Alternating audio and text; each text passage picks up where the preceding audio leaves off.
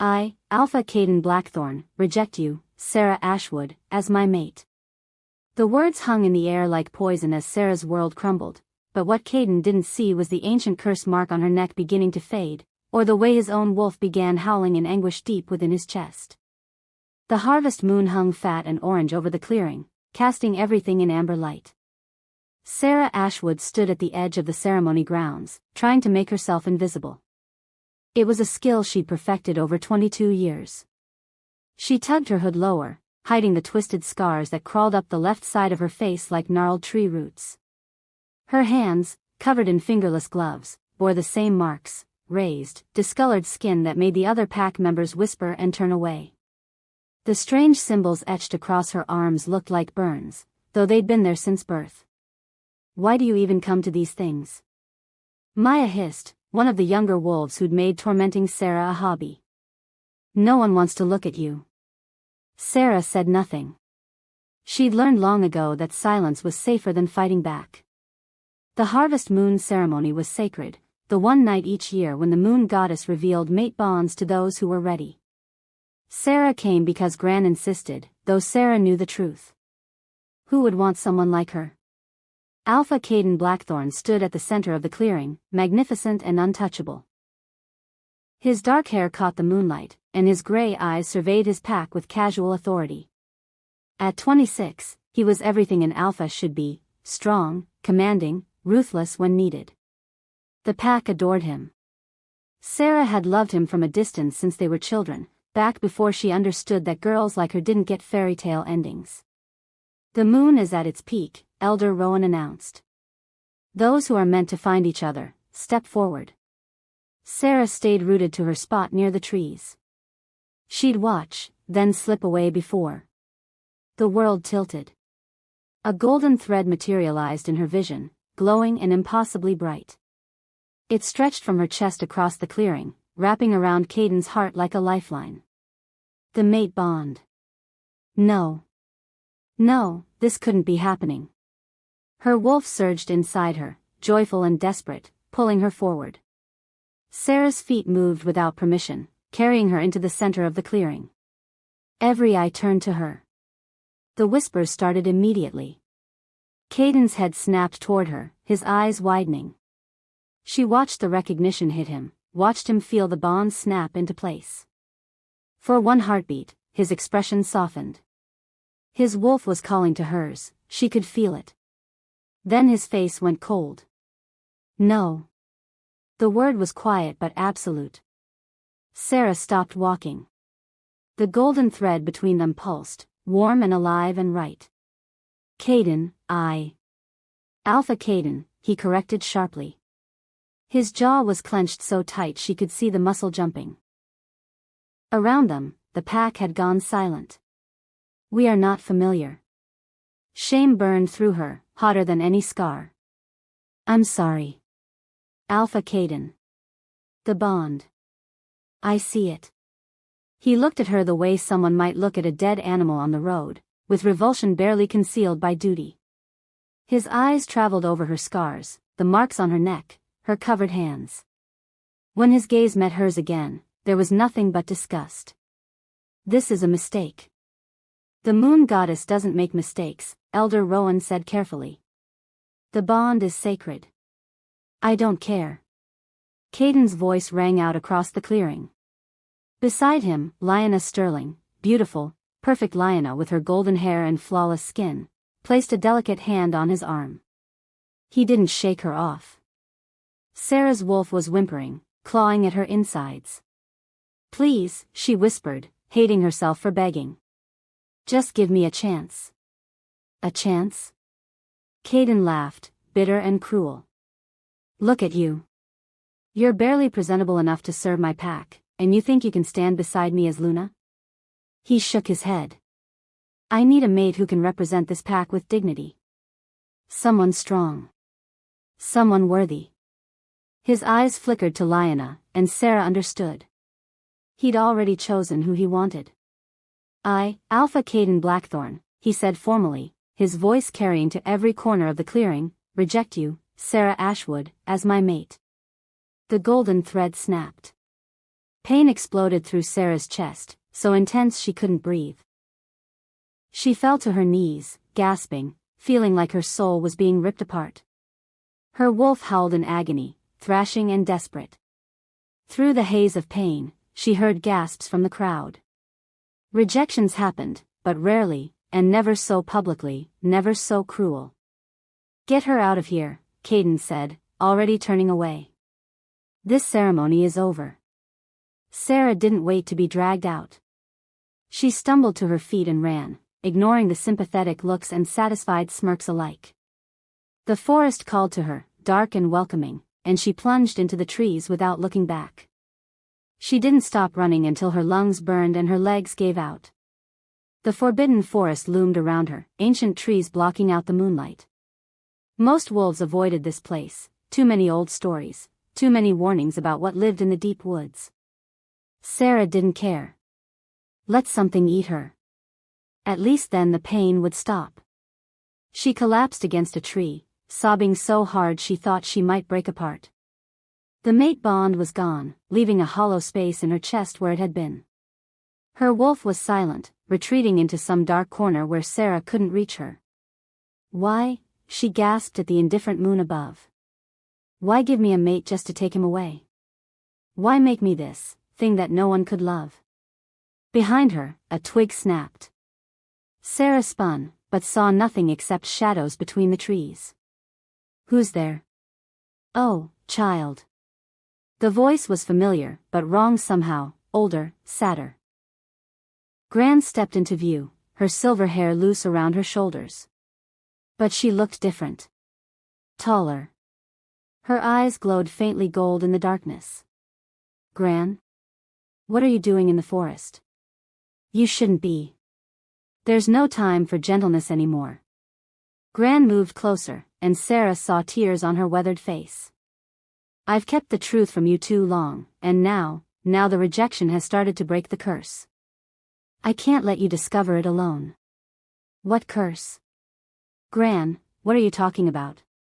Gran reached out and touched the mark on Sarah's neck, a symbol that looked like a twisted knot. The moment her fingers made contact, Sarah felt something shift. The mark grew hot, then cold, then began to fade like smoke. "These aren't scars, Sarah." Gran's voice cracked. "They're a concealment curse. One of the most powerful ever created." Sarah stared at her grandmother. "That's impossible. I was born with. You were born perfect. You were born powerful. And that's exactly why they tried to kill you." The marks on Sarah's arms began to fade too, the raised skin smoothing out, the discoloration disappearing. She watched in horror and wonder as her hands became normal. Pale and unblemished.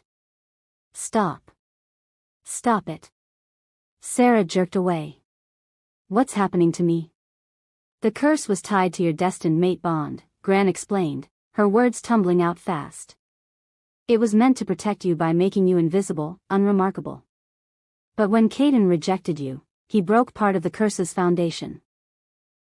It's unraveling." Sarah's face was changing too, she could feel it. The tight, pulled sensation on her left side was easing, the skin there becoming soft and smooth. She touched her cheek with trembling fingers and felt nothing.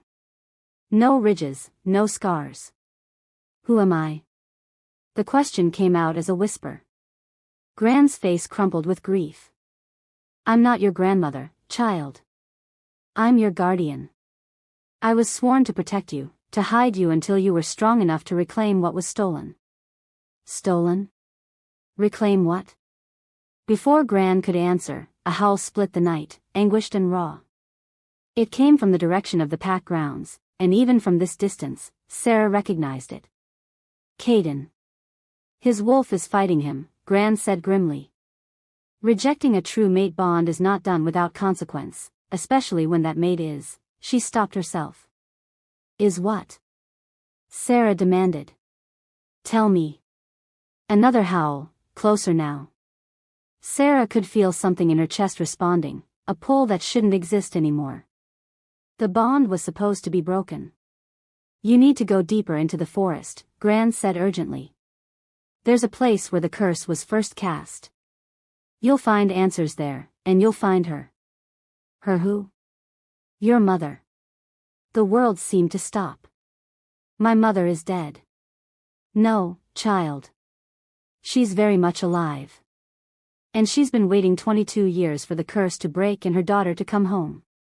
Gran gripped Sarah's shoulders, her eyes fierce. You are Seraphina Moonfire, daughter of the Silver Moon bloodline, and your pack needs you whether they know it yet or not. The name resonated through Sarah like a bell, waking something ancient in her bones. Her wolf stirred, stronger than before, with a voice like silver fire, yes. In the distance, branches snapped as something large crashed through the undergrowth. The air filled with the scent of pine and fury. Caden sent, his wolf out of control. Run, Gran commanded. Don't let him see you like this. Not yet.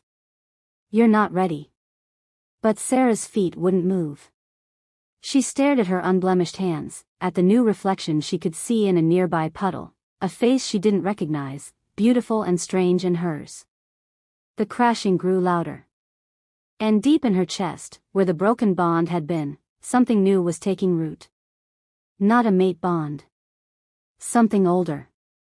Something that tasted of moonlight and power and destiny. Run, her wolf urged. We're not ready for this fight. Not yet. Sarah ran.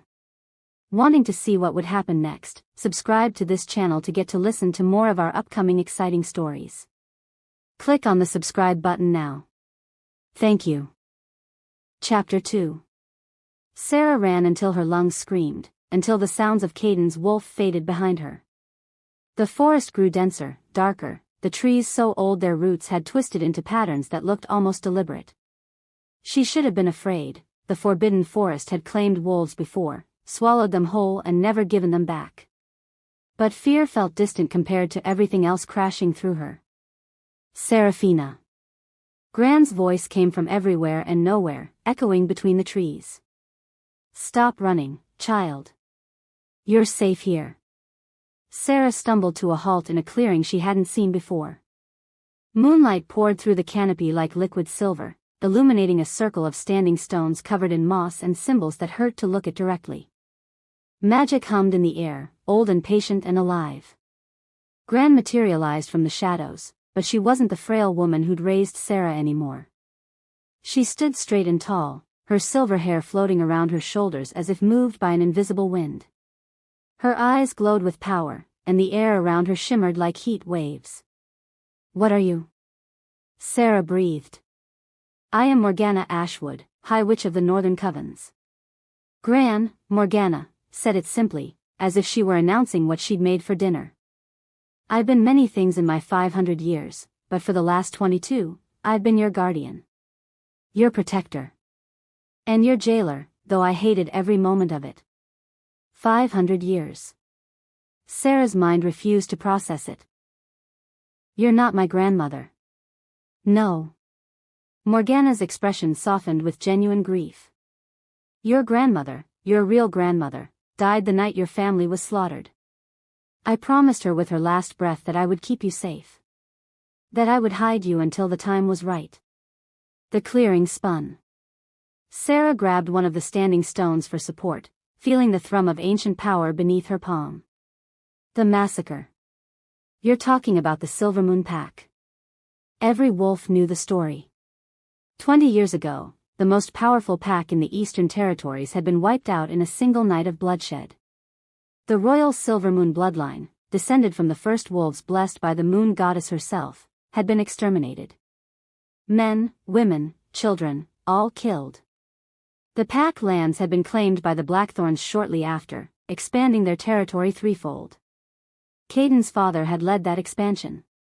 You're wrong, Sarah said, but her voice shook. The Silvermoons are gone. Everyone died. Everyone but you. Morgana moved closer, her footsteps silent on the forest floor. You were 6 months old when they came. Your mother knew what was coming, she'd seen it in her dreams, the way powerful alphas sometimes can. She begged me to save you, and I did. I cast a concealment curse so complete that even the goddess herself might have trouble finding you.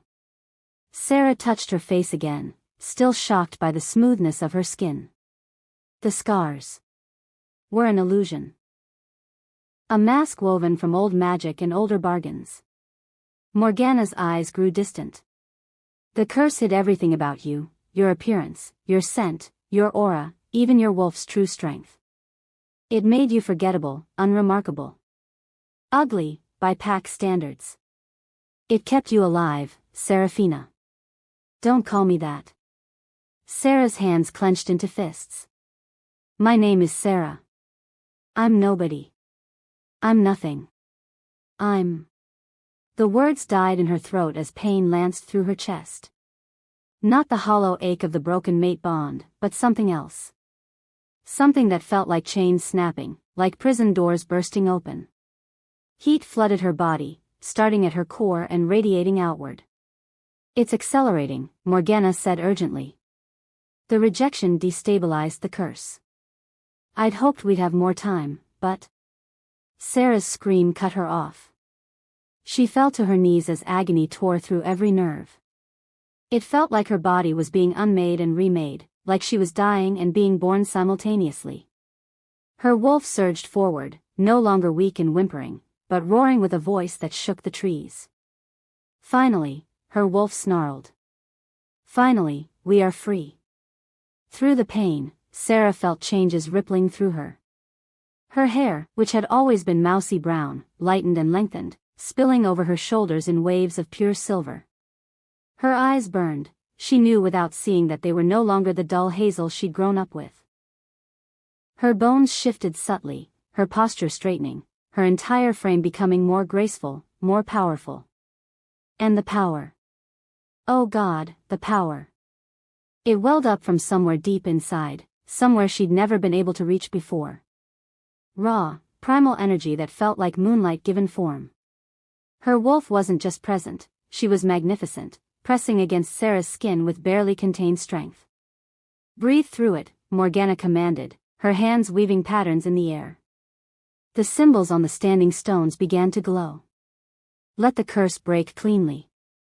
Don't fight it. Sarah couldn't have fought if she wanted to. The transformation consumed her, rewriting everything she thought she knew about herself. When it finally ended, she collapsed onto the moss, gasping and shaking. Look at me, child. Sarah raised her head and met Morgana's eyes. The witch's expression was a mixture of relief, pride, and bone-deep sorrow. There you are, Morgana whispered. There's my princess. A mirror of polished silver appeared in Morgana's hand, actual magic, conjured from nothing. She held it up. The face looking back at Sarah was a stranger's. Silver hair cascaded past her shoulders, catching the moonlight like threads of starshine. Her skin was flawless, pale as cream with an almost luminescent quality. But it was her eyes that made her breath catch, violet, deep and vivid as twilight, with an inner light that pulsed in rhythm with her heartbeat. She was beautiful. Impossibly, undeniably beautiful. No, Sarah breathed. This isn't real. This can't be. A shockwave exploded outward from where she knelt. It was invisible but undeniable, a pulse of pure power that rippled through the forest like a stone dropped in still water. Trees swayed. Animals fled. And every supernatural creature for miles felt it like a physical blow, the awakening of something ancient and terrifying. In the Blackthorn Pack grounds, several wolves stumbled mid-stride. Others whined and pressed low to the ground, submitting to a power they couldn't identify. And in the Alpha's mansion, Caden Blackthorn doubled over with a roar of agony. Caden had barely made it home before his wolf started tearing him apart from the inside. Mate, his wolf howled. Mate, mate, mate. She's not our mate anymore, Caden snarled, gripping the edge of his desk hard enough to crack the wood. I rejected her. It's done. You rejected her. Not me. Never me. His wolf had been fighting him since the moment the rejection words left his mouth. At first, Caden had thought it was normal, the wolf's instinctive resistance to rejecting a bond. But this was different. This was his wolf trying to claw through his own skin, trying to force a shift, trying to run back into the forest and find their mate. Their former mate. Their rejected mate. The scarred, broken girl who'd been nothing but a liability. So why did his chest feel like someone had carved out his heart? Alpha? Marcus, his beta, stood in the doorway looking concerned. Behind him, the pack's council members crowded into the hallway. They'd called an emergency meeting after the disaster at the ceremony. We need to discuss. The shockwave hit. Kaiden's knees buckled. The sensation was like being struck by lightning, like standing too close to the sun. Power washed over him, through him, awakening every predatory instinct he possessed. His wolf roared in recognition and triumph, and Kaiden lost control. His bones snapped and reformed. Fur erupted across his skin. He tried to stop the shift, tried to maintain his human form, but his wolf was too strong, too desperate. Within seconds, a massive black wolf stood where the alpha had been, snarling and pacing and utterly wild. Kaiden. Marcus backed away, alarm clear on his face. Alpha, you need to calm down. You need to. The wolf lunged at him. Marcus shifted instinctively, meeting the alpha's attack with his own brown wolf. They crashed through the office door and into the hallway, causing council members to scatter. Mate, Kaiden's wolf insisted, stronger now. Mate is transforming. Mate needs us. Mate. Kaiden fought for control, struggled to push the wolf down and regain his human form. It took 3 other wolves to pin him, and even then he could feel his wolf's resistance. The beast wanted blood. Wanted freedom. Wanted to run into the forest and find what belonged to them. When Kaiden finally shifted back, he was naked and shaking, blood dripping from wounds he didn't remember getting. His council stared at him with expressions ranging from shock to fear. What, Elder Rowan said carefully, was that? Kaiden didn't have an answer. Alpha wolves had control. Perfect, absolute control of their shifts, their wolves, their instincts. Losing control like that was something that happened to teenagers going through their first transformation, not to experienced alphas. The bond, Marcus said quietly. He was bleeding too, claw marks across his shoulder. It's not completely severed. I rejected her. Kaiden's voice came out raw. I felt the bond break. It's gone.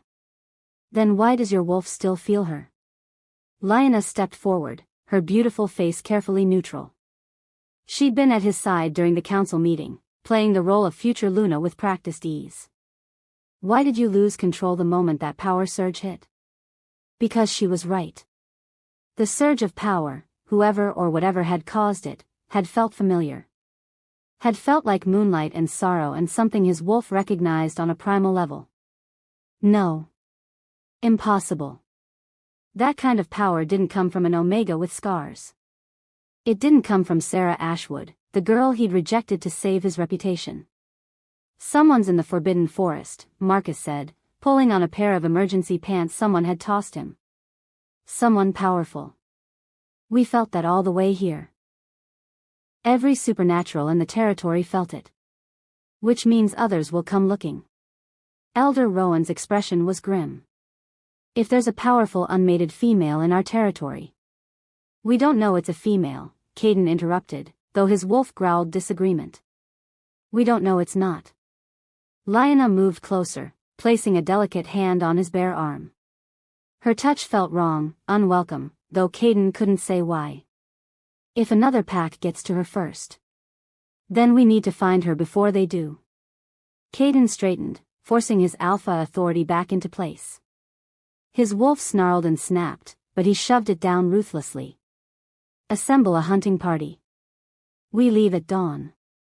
And if we find Sarah out there? Marcus asked quietly.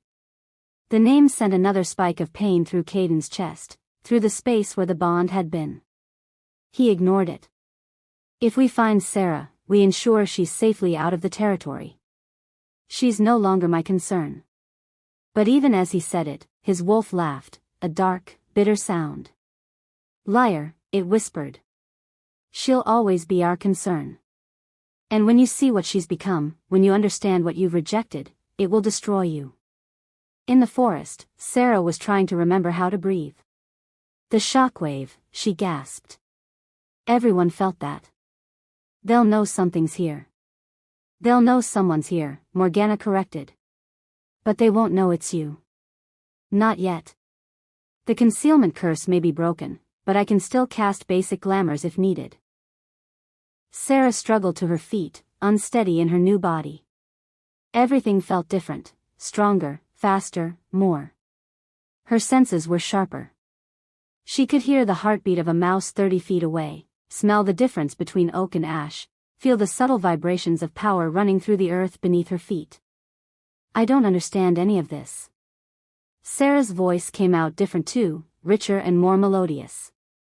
Even her voice had been disguised. If I'm this Silvermoon princess, if I have all this power, why did the curse make me so weak? Why let me suffer? The curse fed on your power to sustain itself, Morgana explained. It took your strength, your beauty, your presence, everything that made you who you are, and used it as fuel. You were never weak, Seraphina. You were just sleeping. And now I'm awake. Sarah looked down at her hands, at the way moonlight seemed to gather on her skin. What does that mean? It means the people who killed your family will know you survived.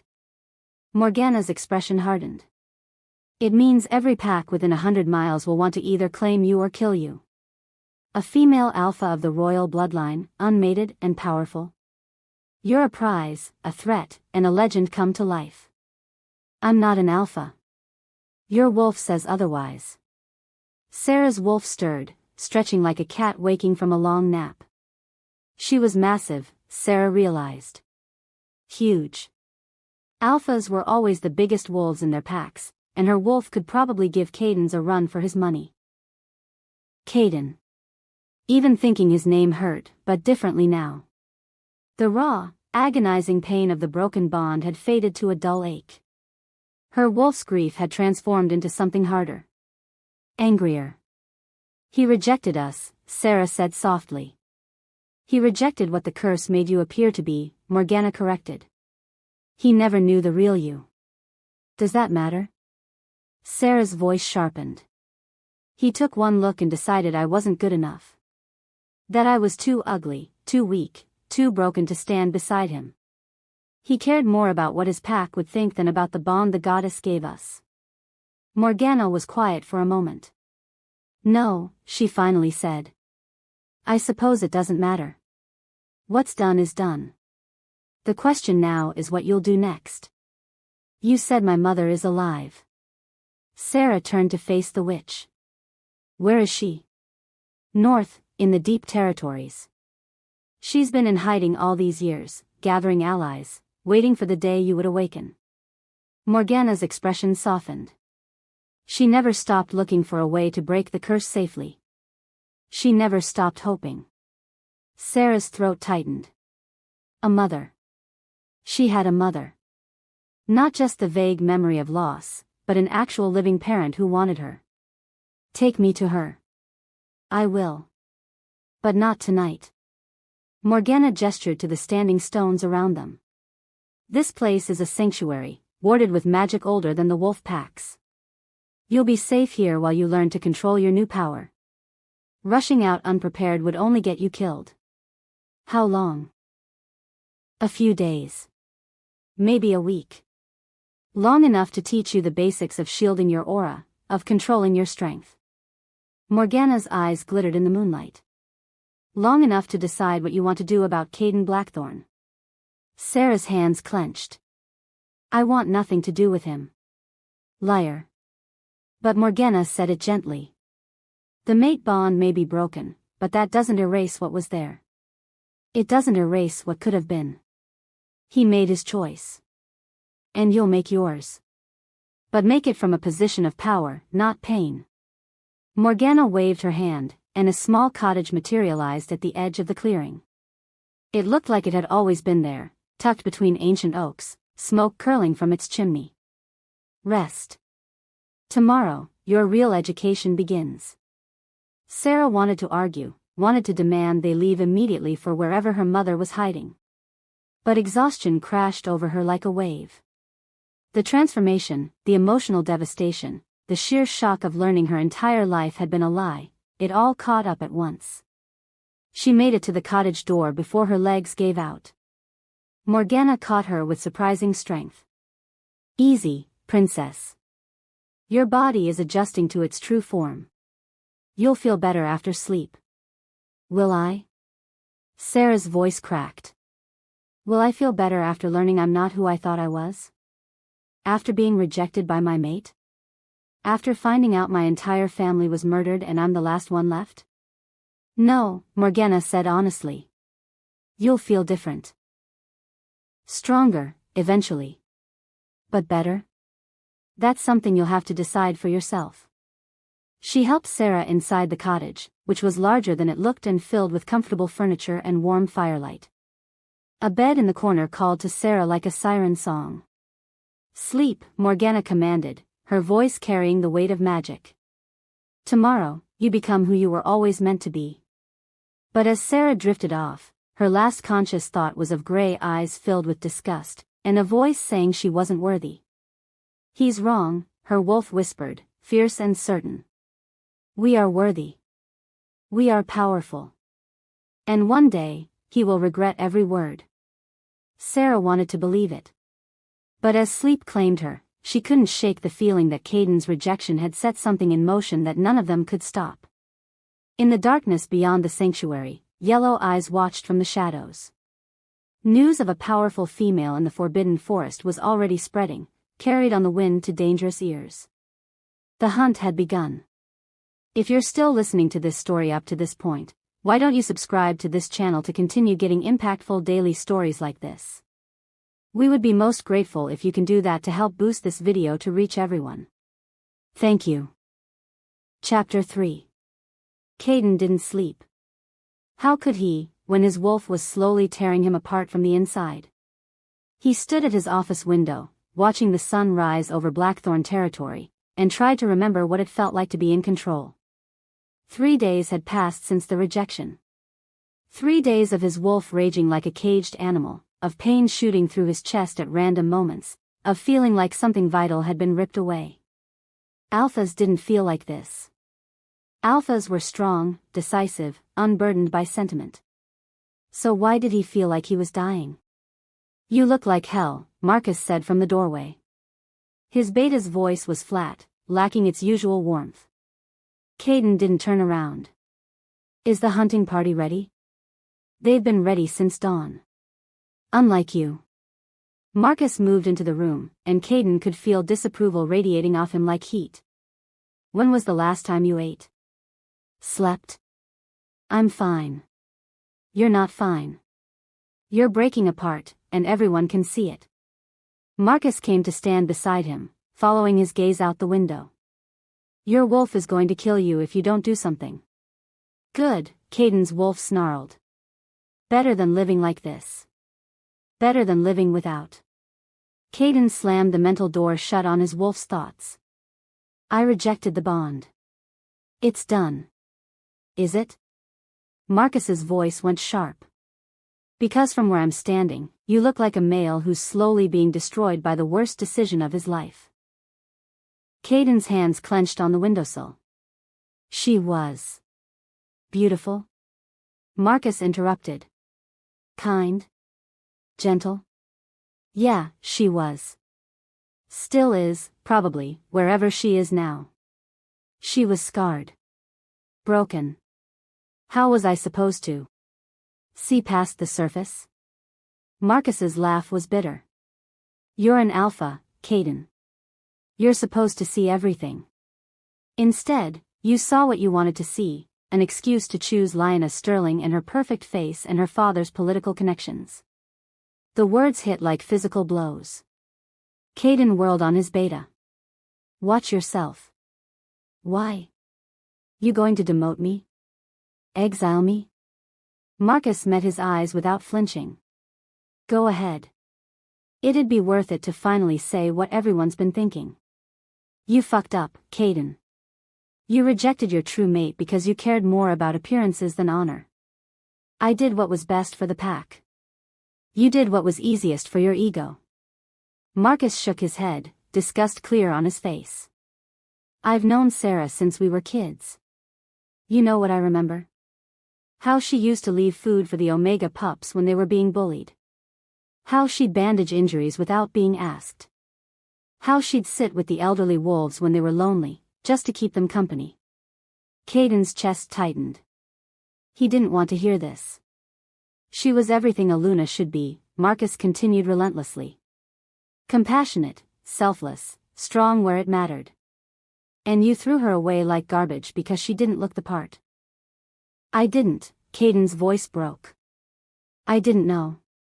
Because you never bothered to look. Marcus moved toward the door, then paused. That power surged 3 days ago? The one that made your wolf go insane? That was her. Sarah. Whatever was hidden under those scars, whatever she really is, it's awake now. And when you finally see what you rejected, it's going to destroy you. The door slammed behind him, leaving Caden alone with his wolf's bitter laughter. He's right, his wolf whispered. We made a mistake. And now we'll pay for it forever. Lyanna found him an hour later, perfect as always in a cream-colored dress that complemented her golden hair. She smiled, the expression practiced and empty. The pack is talking, she said without preamble. About how the alpha can't control his wolf. About how weak you've been since the rejection. Caden's jaw clenched. I'm handling it. Are you? She circled him like a predator assessing prey. Because from where I stand, you look like you're falling apart. Is this really what you want? To pine after some scarred Omega who's probably dead in the forest by now? Something snapped inside him. Don't, he said quietly, dangerously. Don't talk about her. Lyanna's eyes narrowed. Her? You mean the girl you publicly humiliated and rejected? The one you said was unworthy to stand beside you? She laughed, the sound sharp. Oh, this is rich. You're actually developing feelings for her now that she's gone. Get out. I'm trying to help you. But her tone said otherwise. You need to move forward. Announce our engagement. Show the pack that you're strong, that you've moved on from this unfortunate mistake. Caden looked at her, really looked at her, for the first time since the rejection. Lyanna Sterling was beautiful, polished, everything he'd thought he wanted in a mate. But standing here now, watching her calculate and scheme, he saw her clearly. She didn't care about him. She cared about the title. The power. The status of being Luna to the most powerful pack in the territory. There won't be an engagement, he said flatly. Her perfect smile froze. Excuse me? You heard me. This, he gestured between them, whatever this is, it's over. You can't be serious. Her voice rose, losing its careful modulation. You rejected your mate for me. You chose me in front of the entire pack. I made a mistake. A mistake? Lyanna's face twisted with rage. I've spent months positioning myself, playing the perfect potential Luna, dealing with your moods and your obsession with that pathetic. Caden's growl cut her off. It was pure alpha command, enough to make her stumble backward, her wolf forcing her to submit. Get out of my office, he said softly. Get out of my house. And if you say one more word about Sarah, I'll have you exiled from this territory. Lyanna stared at him, shock and fury warring on her face. Then she turned and fled, leaving the scent of expensive perfume and wounded pride in her wake. Caden sank into his chair, exhausted. His wolf was quieter. Still angry, still hurt, but marginally less violent. About time, the wolf muttered. Now go find our mate. Fix this. I don't know if I can, Caden whispered to the empty room. Then die trying. It's better than dying here. Caden tracked Sarah's scent to the edge of the forbidden forest that afternoon, leaving his hunting party behind. This was something he needed to do alone. The scent trail was faint, 3 days old, but his wolf followed it with desperate precision. Deeper into the forest they went, past the normal boundaries, into territory most wolves avoided. The forest felt different here. Older. Magic hummed in the air, making his fur stand on end. He'd shifted to make better time, his large black wolf navigating the undergrowth with practiced ease. Close, his wolf urged. She's close. I can feel her. The mate bond was supposed to be broken, but something remained, a phantom thread, thin and fragile, that pulled him forward. He found her in a clearing surrounded by standing stones. Caden shifted back to human form, his breath catching at the sight before him.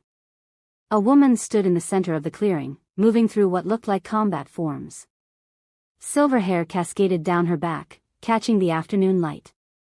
Her movements were fluid, powerful, deadly. A warrior's grace married to supernatural speed. She stopped mid-strike, going perfectly still. I can smell you, Caden Blackthorn. If you've come to finish what you started, you're welcome to try. The voice was familiar but different, richer, more confident. She turned, and Caden's world stopped. Violet eyes met his, burning with power and barely contained rage. Her face was perfect, ethereal, with high cheekbones and full lips. She wore simple clothes, but she carried herself like royalty, like someone who knew exactly what she was worth. This couldn't be Sarah. It couldn't be the scarred girl he'd rejected. But his wolf knew. His wolf was singing, howling, desperate. Mate, it cried. Mate. Sarah. His voice came out strangled. Seraphina, she corrected coldly. Sarah Ashwood died 3 days ago when you rejected her. I'm what was left after the curse broke. Curse. The word rattled around his brain. What curse? What are you talking about? The concealment curse that hid me from the people who murdered my family. She moved closer, and Caden could feel the power radiating off her in waves. The curse that made me ugly and weak so I could survive. The curse that your rejection shattered. The pieces fell into place with devastating clarity. The scars, the marks, the way she'd always seemed to fade into the background, all of it had been magic. An illusion. You're Silvermoon, he breathed. You're the lost princess. And you're the son of the Alpha who claimed my family's territory after they died. Seraphina's smile was sharp enough to cut. Ironic, isn't it? The moon goddess paired me with the heir of the pack that benefited most from my family's slaughter. The accusation hit like a blow. My father didn't murder them himself? Maybe not. But he didn't ask too many questions before taking their lands, did he? Caden had no answer for that. His father had always claimed the Silvermoon territory was lawfully acquired after the pack's extinction. But now, looking at living proof that the bloodline had survived. I didn't know, he said quietly. Seraphina, I didn't know any of this. Would it have mattered? She tilted her head, studying him like he was an insect under glass. If I'd been standing there with scars and told you I was secretly a princess, would you have accepted the bond? He wanted to say yes. God, he wanted to say yes. But they both knew the answer. I made a mistake, Caden forced out. I know that now. I was wrong. I was shallow, cruel, more concerned with appearances than honor. Seraphina's laugh was bitter. I know what you were, Caden. I spent my whole life watching you, loving you from a distance, hoping that maybe the moon goddess knew something I didn't. That maybe you could see past the surface. The past tense of loving cut deeper than any claw. Let me fix this, he said desperately, moving closer. Let me reverse the rejection. We can start over.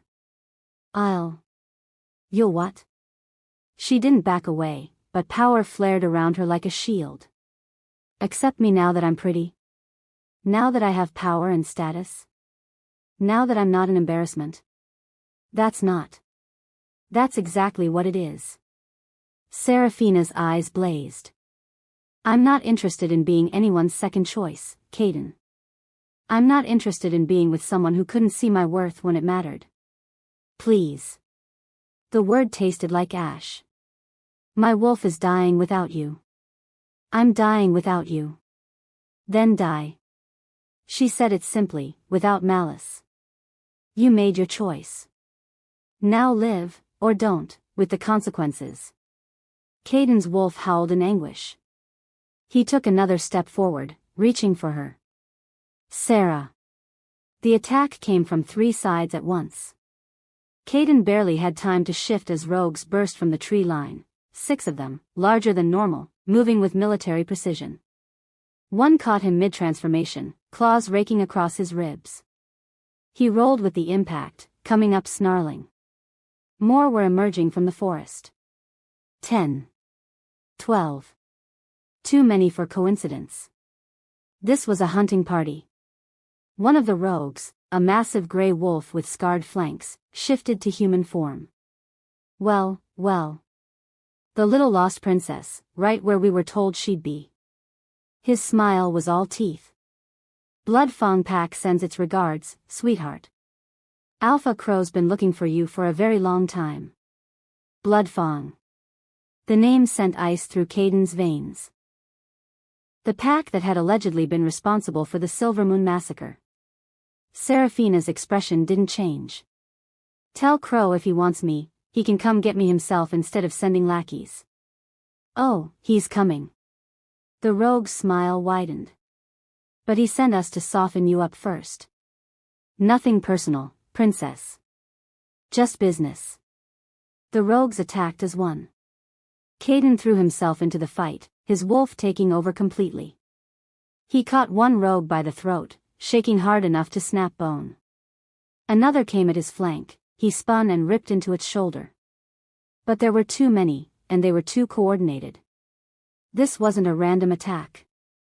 These wolves had trained together. A rogue tackled him from behind, driving him into the ground. Teeth closed on his scruff, dangerously close to his spine. And then the rogue was flying backward, thrown by an invisible force. Kaidan rolled to his feet and froze. Seraphina stood in the center of the clearing, and she was glowing. Actual silver light poured off her skin, making her hair float around her face like she was underwater. Her eyes burned violet white, and when she opened her mouth, the voice that came out was doubled, her own voice layered with something ancient and powerful. You dare attack a daughter of the first moon in a sacred place? The rogues hesitated, whining and backing away. Even Kaidan's wolf wanted to submit, to bow before this magnificent, terrifying creature. Seraphina raised her hands, and the standing stones began to glow. Symbols carved into their surfaces blazed to life, and the air itself seemed to solidify around the rogues. They yelped and struggled, but it was like they were caught in invisible chains. Leave, Seraphina commanded. Tell Crow that Seraphina Moonfire, last daughter of the royal Silvermoon bloodline, is awake and aware. Tell him I know what he did. And tell him that if he wants to finish what he started 20 years ago, he'll have to face me himself. She clenched her fist, and the rogues were thrown backward with enough force to shatter trees. They scrambled to their feet and ran, disappearing into the forest with their tails literally between their legs. The gray-scarred rogue was the last to leave. He shifted human long enough to smile at her, blood dripping from his mouth. He's already here, princess. And trust me, you're going to want to hear what he has to say. Then he too was gone. The light around Seraphina faded. She swayed, and Kaidan lunged forward on instinct to catch her, but she caught herself, pushing him away with one hand. Don't touch me. You're incredible, Kaidan breathed. He couldn't help it. Watching her fight, seeing that power, understanding exactly what he'd rejected, it was like having his heart ripped out and shown to him. You're magnificent. I'm done with this conversation. Seraphina turned away. Go home, Kaidan. Forget you ever found me. I can't. My wolf. Your wolf will heal. Eventually. Rejections are survivable. Her voice was flat. You'll move on. Find someone else. Live your life. I don't want anyone else. You didn't want me either. She whirled back, and there were tears on her face now, making her eyes shine like amethysts. You looked at me and saw nothing worth keeping. Nothing worth fighting for. So don't stand there now and tell me I'm magnificent. Don't try to fix this because I'm pretty now. It's too late. It's not. Alpha Blackthorn. The new voice was deep, commanding, and came from behind them. Step away from my betrothed. Kaidan spun, shifting automatically. A man stood at the edge of the clearing, flanked by a dozen wolves. He was tall, broad-shouldered, with dark hair and eyes like chips of amber. Power rolled off him in waves, alpha power, old and confident. Dominic Crow, Seraphina said flatly. Of course you'd show your face eventually. Seraphina. Dominic moved forward, his eyes never leaving her face. His expression was reverent. Possessive. After all these years. You're more beautiful than I imagined. What do you want, Crow? What's mine? He reached into his jacket and pulled out a scroll, yellowed with age. Our fathers made a pact when you were born. A betrothal bond, signed in blood by both alpha families. You've been promised to me since you were 6 months old. He unrolled the scroll, and even from a distance, Kaidan could see the signatures. The Silvermoon Alpha's seal. And below it, the Bloodfang Alpha's mark, written in what could only be blood. When your family died, I thought the contract died with them, Dominic continued.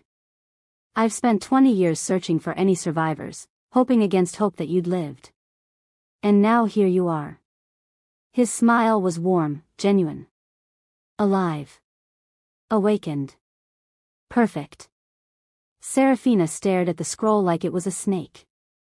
That contract is void. My family is dead. Your pack killed them. My father's pack, Dominic corrected gently. I was 6 years old when it happened. I had nothing to do with the massacre. He took another step closer. But I've spent my entire life trying to make amends. Rebuilding Bloodfang into something honorable. Waiting for the day I could fulfill my father's last legitimate contract and unite our bloodlines. I'm not interested in uniting anything with you. You don't have a choice, love. Dominic's voice remained gentle, but steel entered his eyes. A betrothal contract signed in blood by reigning alphas is binding under the old laws. Especially a contract involving the royal bloodline. He looked at Kaidan for the first time, dismissive. Whatever attachment you have to the Blackthorn Alpha is irrelevant. You belong to me. Kaidan's wolf roared in fury. He lunged. And was slammed backward by 3 of Dominic's wolves, pinning him to the ground. Stay down, Blackthorn, Dominic advised. This doesn't concern you anymore. You rejected her, remember? You threw away your chance. Seraphina looked between them, and Kaidan saw something break in her expression. Fear. Rage. Helplessness. I'm not a possession, she said quietly. Not yours. Not his. Not anyone's. Of course not. Dominic's smile returned. You're a queen. My queen. And I've waited a lifetime to claim you. He held out his hand. Come with me, Seraphina. Let me show you what your life could be. Let me give you back everything that was stolen from you. Kaidan struggled against the wolves holding him down, his wolf's howls echoing through the clearing. But he was outnumbered, outmaneuvered. And Seraphina. Seraphina looked at Kaidan one last time. Her expression was carefully blank, but he saw the pain beneath it. The betrayal. The exhaustion. I need time to think, she told Dominic. Of course. Take all the time you need. Dominic smiled like he'd already won. I'll be camped at the northern border. When you're ready, come find me. We have much to discuss, starting with how we're going to make the people who hurt your family pay for what they did. He turned and walked back into the forest, his wolves following. The three holding Caden released him and retreated, leaving him bloodied and beaten on the ground. Caden shifted back to human form, gasping. "Sarah, please. Don't. Go home, Caden." Her voice was empty. "You were right the first time. We're not meant to be. That's not. Your rejection broke our bond. Dominic's contract binds me to him. And I." She looked up at the sky, at the sun filtering through the trees. "I don't know who I am anymore. What I want. What I'm supposed to do." She walked away, disappearing into the forest without looking back. Caden knelt there, bleeding and broken, his wolf's anguished howls ripping through his chest. He'd lost her. Completely. Irrevocably. And it was entirely his own fault. If you're still listening to this story up to this point, why don't you subscribe to this channel to continue getting impactful daily stories like this? We would be most grateful if you can do that to help boost this video to reach everyone. Thank you. Chapter 4. Sarah, Seraphina, stood at the edge of the sanctuary, watching the moon rise through the ancient trees. For days since the curse broke. For days since her world had been turned inside out and shaken until nothing remained of the life she'd known. For days since Caden Blackthorn had looked at her with desperate eyes and begged for forgiveness she wasn't sure she could give. "You're thinking too loudly," Morgana said, appearing beside her with 2 steaming cups of tea. "The trees are complaining. The trees can mind their own business." But Sarah took the offered cup, grateful for the warmth. The night air was cold, autumn settling into the forest with intent. "Dominic Crow sent another messenger today." Morgana settled onto a fallen log, studying Sarah over the rim of her cup. "That's 3 in as many days." "I know. He's being remarkably patient for an alpha who believes he has a blood-signed contract giving him ownership of you." Sarah's grip tightened on her cup.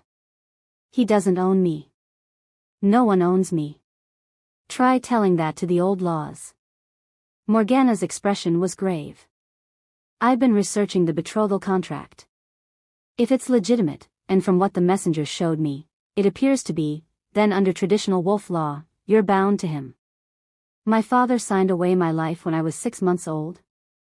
Your father tried to forge an alliance that would protect the Silvermoon Pack." Morgana's voice gentled. The Bloodfang Pack was powerful, even then. Dominic's father was known for his brutality, but also for keeping his word. A marriage contract would have meant the Bloodfangs would defend Silvermoon territory as their own. "Clearly that worked out well," Sarah said bitterly. "The contract was signed 2 months before the massacre. Your father couldn't have known that Bloodfang would fracture, that Dominic's uncle would stage a coup and order your family's death." Sarah set down her cup before she could throw it. "And I'm supposed to just accept that? Accept that I'm bound to the son of the pack that murdered my parents, my siblings, everyone I should have known? Dominic wasn't responsible. His blood is. His pack. His family." Sarah's power flared, making the standing stones hum. She forced it down, breathing hard. "How can everyone expect me to just go to him? Smile and play the dutiful betrothed? No one expects that." Morgana moved closer. "But you need to understand what's at stake. Dominic has spent 20 years consolidating power, eliminating the faction that killed your family. He executed his own uncle 3 years ago for ordering the massacre. He's rebuilt Bloodfang into something honorable." "Good for him," Sarah muttered. "And Caden Blackthorn is dying." The words hit like a physical blow. Sarah's cup slipped from nerveless fingers, shattering on the stone beneath her feet. "What?" "Marcus came while you were training this morning. He begged me to speak with you." Morgana's expression was pained. "Caden's wolf has taken over completely. He's feral, Sarah. He won't eat, won't sleep, won't shift back to human form. He's attacked 3 pack members who tried to get too close, including Marcus. They've had to lock him in the Alpha's personal quarters with reinforced silver chains." Sarah's chest constricted. She told herself it was just residual bond pain, not concern. Not care. That's not my problem. Isn't it? He rejected me. He looked at me and decided I wasn't worth keeping. The words tore out of her. Why should I care if his wolf is eating him alive? It's what he deserves. Perhaps. Morgana's voice was maddeningly calm. But is it what you deserve? To carry the weight of his death alongside everything else? Sarah turned away, staring into the darkness beyond the sanctuary's wards. Her wolf was pacing, restless and conflicted. The mate bond was broken, yes, but something remained. A ghost of connection, a phantom pain that flared every time she thought of Kaidan's suffering. I don't know what I'm supposed to do, she whispered. Dominic has a legal claim. Kaidan has the mate bond. And I just want, her voice broke. I just want to not hurt anymore. Morgana wrapped an arm around her shoulders, and Sarah let herself lean into the embrace. For a moment, she was just a girl who'd lost everything, not a princess or a prize or a prophecy. There's something else, Morgana said quietly. The Moon Priestess is coming.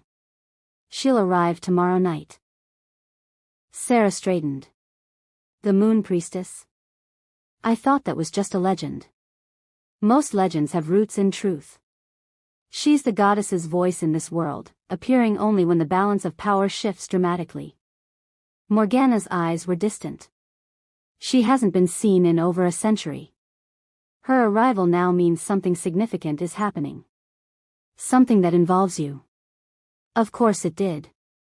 Because Sarah's life couldn't just be complicated, it had to be cosmically significant. What does she want? To deliver a prophecy, if the old stories are true. To guide the path forward. Morgana squeezed her shoulder. Get some rest. Tomorrow will be difficult. That, Sarah thought as she made her way to the cottage, might be the understatement of the century. She woke to shouting. Sarah bolted upright, her wolf surging to attention.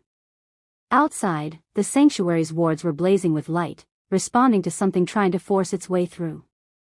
She threw on clothes and ran outside to find Morgana standing in the center of the clearing, hands raised, power pouring off her in waves. Beyond the ward line, a massive black wolf threw itself against the invisible barrier again and again, snarling and snapping. Kaidan. Even feral, even consumed by his wolf, she knew him. The shape of his body, the pattern of his fur, the scent of pine and fury that was distinctly his. How did he find this place? Sarah demanded, running to Morgana's side. Mate bonds don't die easily, even when rejected. Morgana's voice was strained. Some part of him can still sense you, still track you. He's been out here for hours. The wolf, Kaidan, spotted Sarah and lunged harder against the wards. His howl was anguished, desperate, more pain than rage. Mate, she could almost hear him crying. Mate, please, mate. He's hurt. Sarah could see it now, blood matting his fur, wounds that looked self-inflicted.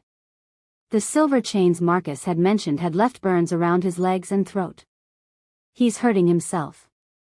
He's been hurting himself for days. Marcus emerged from the tree line, looking exhausted. Behind him, 3 other blackthorn wolves waited, all bearing wounds. We tried to stop him, tried to keep him contained, but he broke free. Came straight here like something was pulling him. Kaidan threw himself against the wards again, and Sarah felt it like a blow to her chest.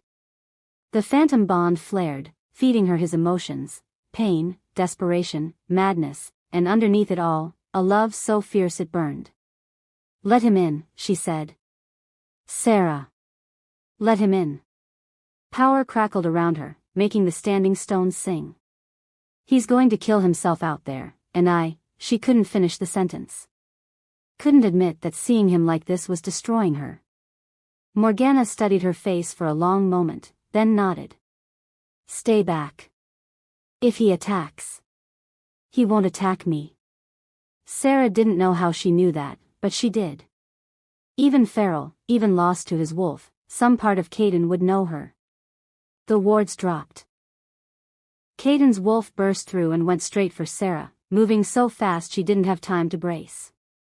He crashed into her, knocking her to the ground, and then he was shifting, the transformation violent and uncontrolled, until Kaidan knelt over her in human form, naked and bleeding and completely wild. Sarah. His voice was wrecked, barely human.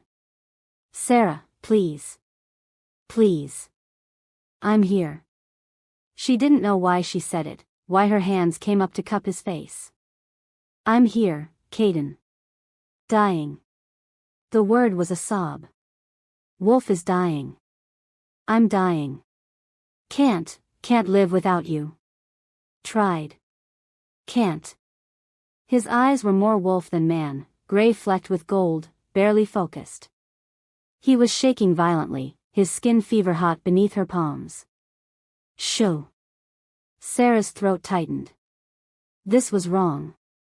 Whatever she felt about Kaidan, whatever anger and hurt still lived in her chest, she didn't want this. Didn't want him destroyed. You need to calm down. You need to reverse it. He collapsed against her, his weight pinning her to the ground. Please. Reverse the rejection. I'll do anything. Be anything. Just please. It doesn't work that way. Morgana's voice was gentle but firm. A rejection can't be reversed on a whim, Alpha Blackthorn. The bond is broken. Then I'll die. Kaidan's laugh was broken. Good. Better than this. Better than living without. Stop. Sarah pushed at him, and he rolled off her immediately, submissive in a way that made her chest ache. She sat up, staring at this man who'd rejected her so cruelly and was now falling apart at her feet. Just stop talking. Marcus moved closer carefully, like approaching a wild animal. There might be a way. The old texts mention a blood moon reversal, Morgana finished quietly. Yes. It's possible. Theoretically. Sarah looked between them. What's a blood moon reversal? Exactly what it sounds like. Morgana's expression was grave. During a blood moon, when the moon turns red, both parties in a rejected mate bond can agree to reverse the rejection. If both are willing, if both speak the words under the blood moon's light, the bond can be restored. Hope flared in Kaidan's eyes, painful to witness. But, Morgana continued, there are consequences. The reversal is permanent. Unbreakable. You'd be bound together for life, unable to ever reject each other again. And any other contracts, any other claims. She looked at Sarah meaningfully. Would become void. The betrothal. If Sarah reversed the rejection, Dominic's blood contract would mean nothing. When? Sarah asked, her mouth dry. When is the next blood moon? 3 days, Marcus said quietly. The blood moon rises in 3 days. 3 days to decide. 3 days to choose between the mate who'd rejected her and the alpha she was legally bound to. 3 days to figure out what the hell she actually wanted. Kaidan reached for her hand, his grip desperate. Please. Give me 3 days. Let me prove. You're in no condition to prove anything. Sarah pulled her hand away, ignoring how his face crumpled. You need to heal. Get your wolf under control. And then, she swallowed hard. Then we'll talk. It wasn't a yes. But it wasn't a no either. Marcus and the other Blackthorn wolves moved in, helping Kaidan to his feet. He swayed, barely conscious now that the manic energy had drained from him. Take him to the cottage, Morgana instructed. He can stay within the sanctuary while he heals. But if he becomes a danger. He won't, Sarah said, surprising herself. I'll watch him. Morgana's eyebrow rose, but she didn't argue. They'd barely gotten Kaidan inside when the temperature in the clearing dropped 20 degrees. Sarah spun, her wolf bristling with warning. The standing stones blazed to life, and the air itself seemed to shimmer and split. A woman stepped through the tear in reality. She was impossibly beautiful and impossibly old at the same time, with silver hair that floated around her like she was underwater and eyes that held the light of the full moon. Power radiated from her in waves that made even Morgana drop to one knee. "The Moon Priestess," Morgana breathed, bowing her head. The priestess's eyes found Sarah immediately. When she smiled, it was sad and knowing. "Seraphina Moonfire. Last daughter of the Silver Moon bloodline. I have waited long to meet you, child." Sarah's wolf was whimpering, torn between submission and awe. "You're real. As real as the moon above and the prophecy I carry." The priestess moved forward, her feet not quite touching the ground. "I come with a message from the goddess herself, though I fear you will not like what I have to say." "Does anyone ever like prophecies?" Sarah muttered. The priestess's laugh was like bells. "Wise child. No, they rarely do." Her expression sobered. "But this one must be heard nonetheless." She raised her hands, and moonlight poured from her palms, coalescing into images that hung in the air like smoke. Sarah saw herself, silver-haired and powerful, standing between two wolves, one black, one gray. She saw packs bowing before her, saw territories united under a single banner. Then the image shifted, and she saw fire and blood, packs tearing each other apart, the world of wolves collapsing into chaos. "The silver wolf of balance," the priestess intoned, her voice echoing with power. "Born of the royal blood, marked by the goddess, destined to either unite the packs or watch them destroy each other." The images faded, leaving the clearing in darkness. "Your choice of mate will determine which future comes to pass," the priestess continued. "Choose the bond the goddess gave you, the Blackthorn Alpha, and the packs will unite through love and renewed faith in the goddess's wisdom. Choose the bond made by blood and law, the Bloodfang Alpha, and the packs will unite through strength and ancient tradition." "And if I choose neither?" Sarah's voice was barely a whisper. The priestess's eyes filled with sorrow. "Then choose nothing, and watch the world of wolves tear itself apart as Blackthorn and Bloodfang go to war over you. Your very existence has upset the balance of power. Only your choice can restore it." "That's not fair," Sarah said, anger rising. "That's not, I didn't ask for this. I didn't ask to be born into some royal bloodline, didn't ask for a mate who rejected me, didn't ask to be promised to a stranger before I could even walk." "No," the priestess agreed. "You did not. The goddess rarely asks permission before she weaves her plans. But fair or not, the choice is yours. And you must make it before the blood moon sets 3 days hence." She began to fade, her form becoming translucent. "Wait." Sarah lunged forward. "What am I supposed to do? How am I supposed to choose?" "Listen to your heart, child. Listen to your wolf. Listen to the part of you that knows, has always known, what you truly want." The priestess was almost gone now. "But know this, whatever you choose, there will be pain. There will be loss. There will be those who suffer for your decision." "What about what I want?" Sarah's voice broke. "What about what makes me happy?" "Happiness," the priestess whispered as she disappeared completely, "is not always the same as destiny. Sometimes we must choose the greater good over our own desires. Sometimes," her voice faded to nothing, "we must choose to save the world, even if it breaks our hearts." Then she was gone, leaving only moonlight and silence behind. Sarah stood frozen, the weight of the prophecy crushing down on her shoulders. Behind her, she could hear Caden's ragged breathing from the cottage, could sense his wolf still fighting for survival. Somewhere to the north, Dominic Crow waited with his blood contract and his promises of vengeance and power. 3 days. She had 3 days to decide the fate of all wolf packs. 3 days to choose between the mate who'd broken her heart and the alpha who'd spent his life preparing to claim her. 3 days to figure out if she was strong enough to be what everyone needed her to be. "Sarah?" Morgana's voice was soft. "Are you? I need to be alone." Sarah's voice came out flat, emotionless. "Please. I just need." She shifted before Morgana could respond, letting her wolf take over. The transformation was effortless now, natural as breathing, and suddenly she was running through the forest on 4 legs, silver fur gleaming in the moonlight. Her wolf was massive, she realized distantly. Easily as large as Caden's, with power thrumming through every muscle. She ran until her lungs burned, until the sanctuary was far behind, until she reached the northern border where she could smell Dominic's camp. She stood at the edge of the tree line, watching fires burn in the distance, and howled her frustration to the moon above. The response came immediately. Dominic's gray wolf, emerging from his camp to stand at the opposite border.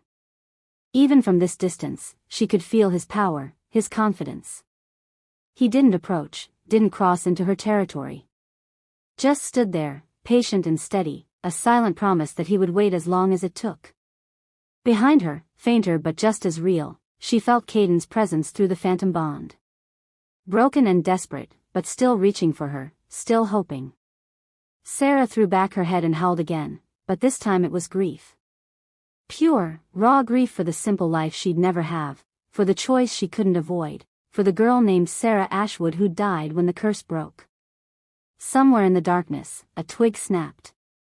Sarah's head whipped around, her wolf's hackles rising. That wasn't Dominic. Wasn't one of his wolves. The scent hit her a moment later, unfamiliar and wrong, laced with dark magic and malicious intent. She bolted back toward the sanctuary, but she wasn't alone. Shadows moved through the trees, pacing her, hunting her. She could hear whispers, could feel spell work trying to catch at her paws. She burst into the sanctuary's clearing with 3 dark wolves on her heels, their eyes glowing red with corrupted magic. Morgana was already moving, power blazing, driving the wolves back. They retreated with frustrated snarls, but not before one of them shifted, a woman with blonde hair and a beautiful face twisted with hatred. Lyanna Sterling. 3 days, Princess, Lyanna called out, her voice dripping venom. You have 3 days to make your choice. And trust me, no matter what you choose, you're not going to like how this ends. She shifted and ran, disappearing into the darkness with her corrupted wolves. Sarah shifted back, breathing hard. What the hell was that? Dark magic. Blood corruption. Morgana's expression was grim. Someone's given Lyanna Sterling power she shouldn't have. Power that costs. Dominic's uncle, Sarah realized, the pieces clicking together.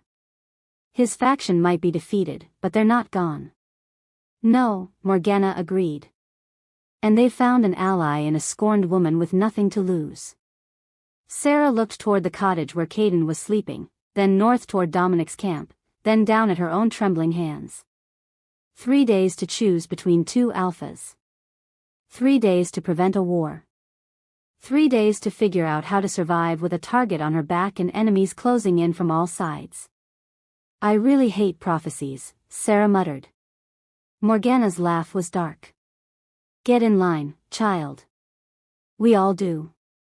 But as Sarah made her way back to the cottage, one thought kept circling through her mind. The priestess had said to choose what would save the world. She hadn't said anything about choosing what would save Sarah herself. If you're still listening to this story up to this point, why don't you subscribe to this channel to continue getting impactful daily stories like this? We would be most grateful if you can do that to help boost this video to reach everyone. Thank you. Chapter 5. The blood moon rose like a wound in the sky, painting the sacred grounds in shades of crimson and shadow. Sarah stood at the center of the ancient circle, feeling the weight of hundreds of eyes on her. The sacred grounds were neutral territory, a place where no pack could claim dominance, where the oldest laws still held sway. It was the only place this could happen, the only place where Blackthorn, Bloodfang, and all the smaller packs could gather without immediate bloodshed. Though bloodshed, Sarah suspected, was coming anyway. You don't have to do this, Morgana said quietly beside her. The witch had been unusually silent during the journey here, her face grave with knowledge she refused to share. You could walk away. Let them fight their war without you. And how many would die? Sarah's voice was steady, even as her heart raced. How many innocent wolves would pay for my cowardice? Choosing yourself isn't cowardice. Isn't it? Sarah looked up at the blood moon, feeling its power thrumming through her veins. Her wolf was restless, pacing, sensing the magnitude of what was about to happen. The priestess said my choice determines everything. If I run, if I hide. Then you're human, Morgana interrupted fiercely. Flawed and frightened and allowed to be selfish. You're not just a prophecy, Seraphina. You're a person. Sarah wanted to believe that. But looking around at the assembled packs, at the hope and fear and anticipation on their faces, she knew the truth. Tonight, she wasn't Sarah Ashwood or even Seraphina Moonfire. Tonight, she was the Silver Wolf of Balance. And balance demanded sacrifice. Movement at the northern edge of the grounds drew her attention. The Bloodfang pack had arrived, 24 strong wolves moving in perfect formation. At their center walked Dominic Crow, commanding and powerful in the moonlight. His amber eyes found hers immediately, and he inclined his head with respect. Not possession. Not dominance. Just respect. Something loosened in Sarah's chest. From the south came the Blackthorn pack, and Sarah's breath caught. Caden walked at their head, but barely.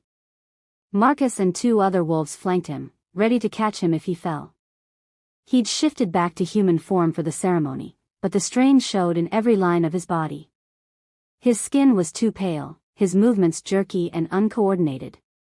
His eyes, when they met hers, were still more wolf than man, wild and desperate and dying. He'd lasted 3 days through sheer force of will. But he wouldn't last much longer. Sarah. Her name on his lips was a prayer and a plea. Her wolf whined, pulling toward him despite everything. The phantom bond flared, feeding her his pain, his love, his absolute certainty that she was his and he was hers and nothing else mattered. But everything else did matter. That was the problem. We are gathered under the blood moon, Elder Rowan's voice rang out, silencing the murmurs of the crowd. The old wolf stood at the edge of the sacred circle, looking every one of his 90 years. To witness a choice that will shape the future of all packs. Seraphina Moonfire, last daughter of the royal Silvermoon bloodline, must choose her path. Before she does, Dominic's voice carried across the grounds, I would speak. Whispers erupted. Dominic walked forward calmly, stopping at the edge of the circle. This close, Sarah could see the details, the silver threads in his dark hair, the old scars on his hands, the weight of responsibility in his eyes. He looked like a man who'd carried burdens for too long. I came here tonight believing I had a claim, Dominic said, his voice reaching every ear. A blood contract, signed by our fathers, binding Seraphina to me before she could even walk. He pulled the ancient scroll from his jacket, holding it up for all to see. This contract is legitimate. Under the old laws, it gives me the right to claim her as my mate. Caden snarled, his wolf pushing forward. Marcus grabbed his arm, holding him back. But, Dominic continued, his eyes never leaving Sarah, I've spent 3 days thinking about what that means. About what honor truly demands. He looked down at the scroll, and something shifted in his expression. My father signed this contract 2 months before he was murdered by his own brother.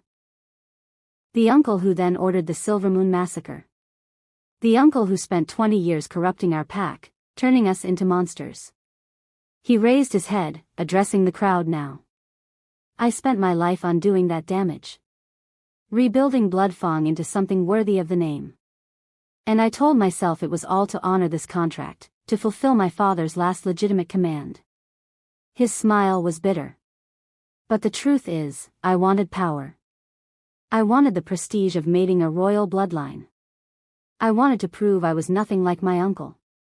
Dominic turned back to Sarah, and she saw something unexpected in his eyes. Regret. And freedom. But true honor isn't about following ancient laws blindly, he said quietly. It's about doing what's right, even when it costs you everything. He held up the scroll, and set it on fire. Gasps echoed across the sacred grounds. The ancient parchment burned bright and quick, the blood signatures turning to ash in seconds. Dominic let the remains fall from his fingers, scattering in the wind.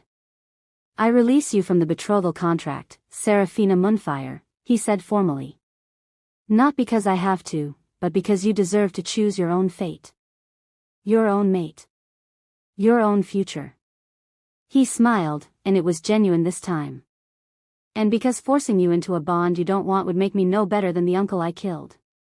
Sarah stared at him, stunned. Dominic. I know what it's like to live under someone else's choices, he said softly. To have your life mapped out before you were old enough to object. I won't do that to you. He glanced at Caden, who was watching with wild, hopeful eyes.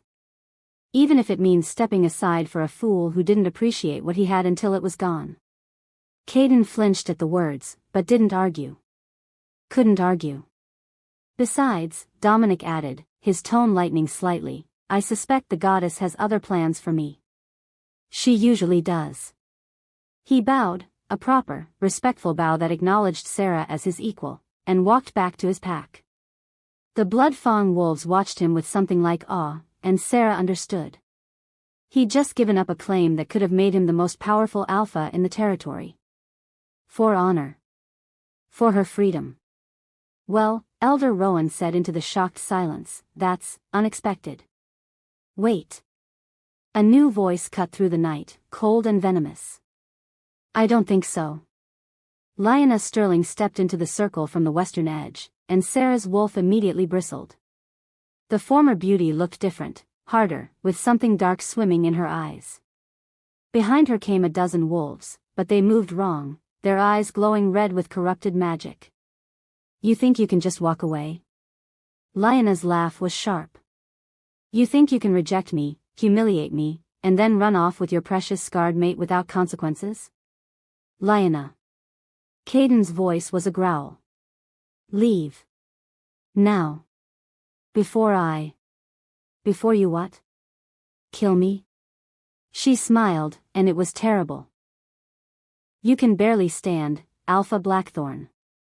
Your wolf is eating you alive, and you're too weak to stop me from taking what should have been mine. This isn't about you, Sarah said, moving forward. Power crackled around her, making her silver hair float. This is about your wounded pride, Anne. This is about justice. Lyanna's scream was inhuman. I did everything right. I was perfect, beautiful, exactly what a Luna should be. And you with your scars and your weakness, you took it all away. The scars were a curse, Sarah said coldly. And I never took anything from you. Caden was never yours. He should have been. Dark magic exploded outward from Lyanna, and her corrupted wolves attacked. Chaos erupted. The Blackthorn wolves shifted immediately, meeting the attack head-on. The Bloodfang pack joined them without hesitation, Dominic's voice ringing out commands. But the corrupted wolves were strong, enhanced by blood magic that made them faster, more vicious. Sarah shifted instinctively, her massive silver wolf surging forward. She caught one corrupted wolf by the throat, shaking hard enough to break bone. Another came at her flank, she spun and raked claws across its face, sending it reeling. But there were too many. And more were emerging from the forest, 24, 36, an army of corruption led by. Hello, Princess. The voice was smooth, familiar. A man stepped from the shadows, older, with cruel eyes and a smile that made Sarah's blood run cold. I believe we have unfinished business. Garrett Crow, Dominic snarled, his wolf form massive and gray. You're supposed to be dead. Your execution was premature, the man, Dominic's uncle, replied pleasantly. Did you really think I'd make it that easy? I've spent 3 years rebuilding my forces, waiting for the perfect moment to strike. His eyes found Sarah. And then I heard about the lost princess. The Silver Wolf. The girl who could tip the balance of power. He spread his arms wide. Kill her, and the prophecy dies. The packs remain fractured. And I can finally finish what I started 20 years ago. His corrupted wolves attacked as one. Sarah fought desperately, her power blazing, but blood magic was insidious. It didn't fight fair. Every wound the corrupted wolves took seemed to make them stronger, angrier. She felt claws rake across her side, teeth close on her leg. A black wolf hit her attacker like a freight train, tearing it away from her with savage fury. Kaidan. He shouldn't have been able to fight. Should have been barely conscious, dying from the rejected bond. But his wolf had taken over completely, and it fought with the desperation of a mate protecting his female. He was magnificent and terrifying, all teeth and claws and absolute violence. But he was also dying. Sarah could feel it through the phantom bond, the way his heart was struggling, his wolf consuming itself from the inside. Kaidan. She shifted to human form, grabbing his fur. Stop. You're killing yourself. His wolf's eyes met hers, still wild, still lost, but utterly devoted. He pushed her behind him, facing down 3 corrupted wolves alone.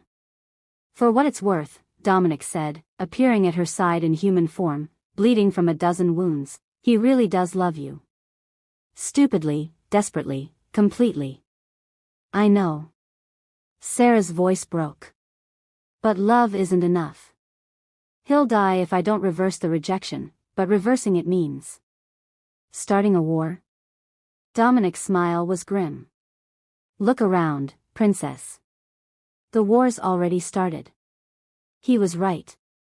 The sacred grounds had become a battlefield, packs fighting alongside former enemies to drive back the corrupted wolves. But they were losing. Garrick's blood magic was too strong, and his forces kept coming. The blood moon pulsed overhead, and Sarah felt its power calling to her. Felt her royal bloodline responding, ancient knowledge flooding her mind. Knowledge that had been locked away, waiting for this moment. There was another way. A third option the priestess hadn't mentioned because it was forbidden, dangerous, possibly fatal. But it might work. I need you to trust me, Sarah said to Dominic. Both of you. Kaidan's wolf whined, pressing against her leg. Dominic just nodded. Sarah walked to the center of the sacred circle, raising her voice above the chaos. Enough. Power exploded outward, pure, silver moonlight that threw corrupted wolves backward and made even Garrick stumble. The fighting stopped, every eye turning to her. You want the silver wolf of balance? Sarah's voice echoed with supernatural resonance. You want to know what I choose? Fine. I choose nothing that you've decided for me. She raised her hands to the blood moon, feeling its power flow into her. I am Seraphina Moonfire, daughter of the first moon, heir to the royal bloodline. And I will not be bound by laws written by men who thought they could control destiny. Sarah, what are you doing? Morgana's voice was panicked.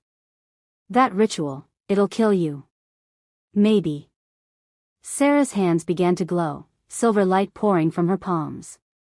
But I'm tired of choosing between bad options. I'm tired of being told my life isn't my own. She looked at Kaidan, at his dying wolf. I'm tired of watching people suffer for laws that were never meant to serve them. The blood moon's power was immense, overwhelming. It wanted to consume her, to burn through her like wildfire.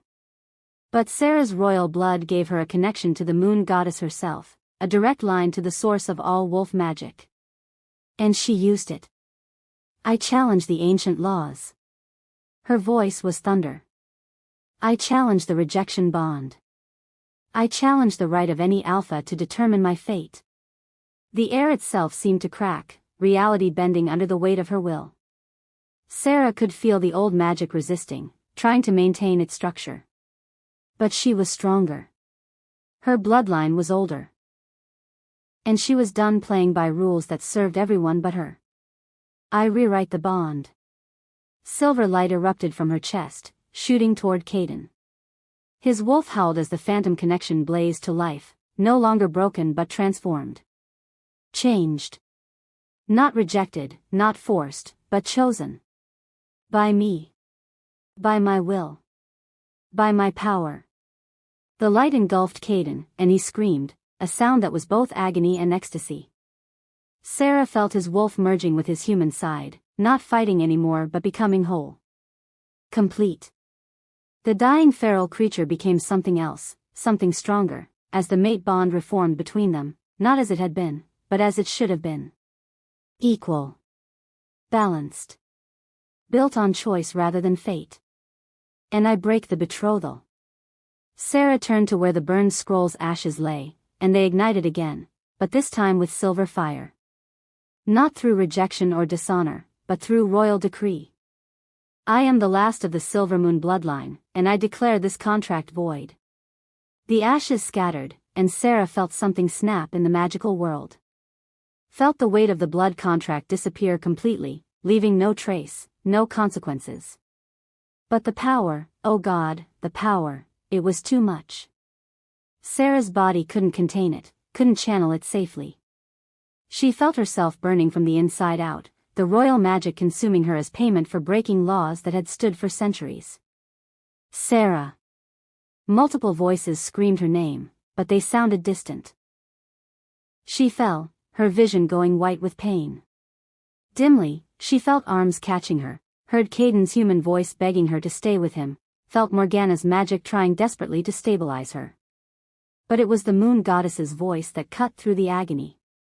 Well done, daughter, the voice was warm, proud. You've chosen a new path. But all choices have costs. Are you willing to pay? Yes, Sarah whispered. Whatever it takes. Then live, the goddess commanded. Live and lead and love. But know that you've changed everything. The old ways are broken. What comes next is yours to forge. The pain faded. The light dimmed. And Sarah opened her eyes to find Caden's face above hers, his beautiful, desperate, fully human face. You're alive, he breathed. Thank the goddess, you're alive. Your wolf is quiet. Caden's smile was tremulous. Not gone, but merged. Part of me now, not fighting me.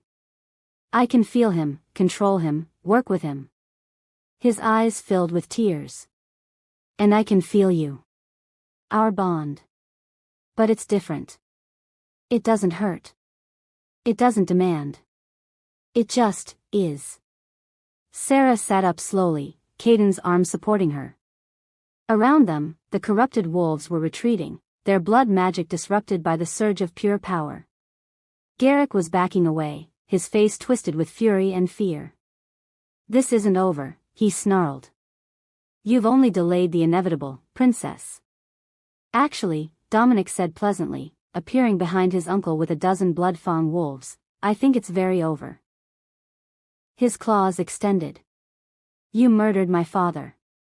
You slaughtered the Silvermoon pack. You corrupted my bloodline and spent 20 years making me clean up your mess.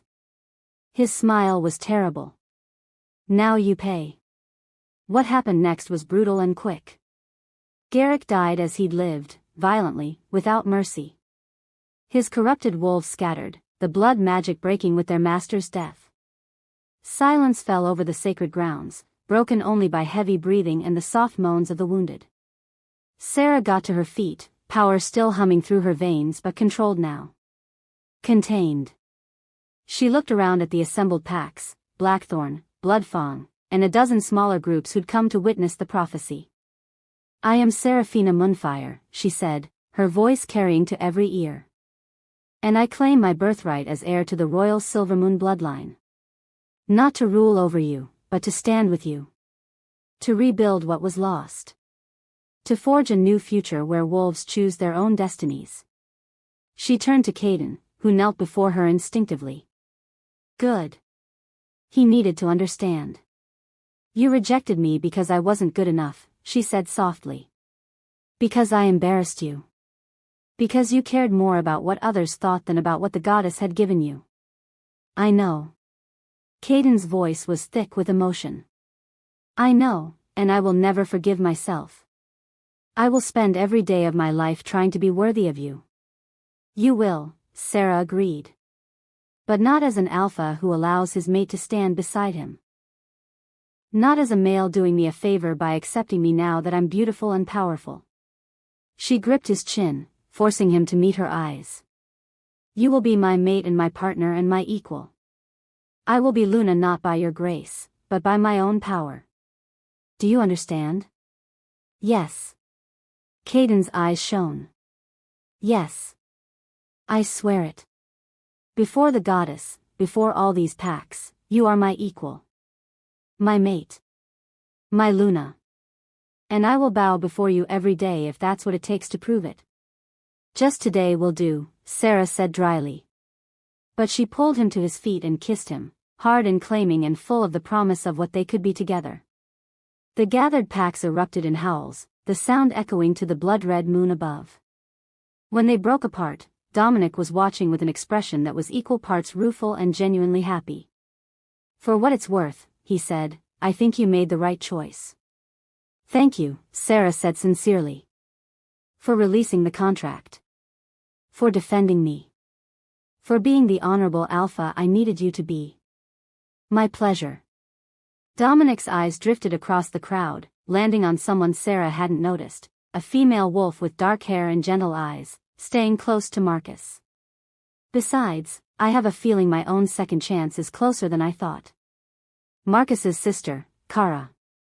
Sarah watched Dominic's expression shift into something wondering and hopeful, watched Kara's shy smile and return, and knew the goddess had been busy tonight. Go, Sarah told him. Talk to her. Build your alliance. We're going to need all the friends we can get. Because she could feel it, the shift in the magical world, the way her ritual had changed something fundamental. The old ways were broken, yes, but that meant chaos. Opportunity. Danger.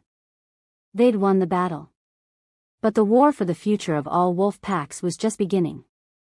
Later, as the packs dispersed and the wounded were tended to, Sarah stood with Kaidan at the edge of the sacred grounds. The blood moon was setting, painting the sky in shades of purple and rose. I love you, Kaidan said quietly. I loved you before, when I was too stupid and blind to see it. But I love you now with everything I am. Everything I'll ever be. I know. Sarah leaned into him, letting herself be held. I love you too. Even though you're an idiot. His laugh was shaky. Fair. We have a lot to work through, she warned. A lot of trust to rebuild. You don't get a free pass just because we saved the world. I know. I'll earn you back. Every day. Every moment. He pressed his lips to her hair. Thank you for not giving up on me. On us. Thank you for fighting for me when it mattered. They stood together as the moon set, two wolves who'd found each other, lost each other, and fought their way back to something better than destiny. But in the shadows at the edge of the forest, a figure watched. They were too far away to see clearly, too skilled to be sensed. But their eyes glowed with an otherworldly light, and their smile was ancient and knowing. The silver wolf has awakened, the figure murmured, voice neither male nor female, young nor old. The prophecy has been fulfilled, the old laws broken, the balance shifted. They tilted their head, considering. Now the real game begins. They faded into darkness, leaving only a whisper on the wind. Welcome to the new age, Seraphina Moonfire. I do hope you're ready for what comes next. The forest swallowed the figure whole, and miles away, Sarah shivered despite Kaidan's warmth. Something was coming. Something bigger than mate bonds and ancient contracts and pack politics. But for tonight, for this one perfect moment, she was exactly where she needed to be. The rest could wait until morning. The Silver Wolf saga will continue. Thank you for watching this video. Subscribe, like and share this video to continue listening to this type of story daily and also, to appreciate this community too. I would like to hear your wonderful opinion about this story. Please comment below.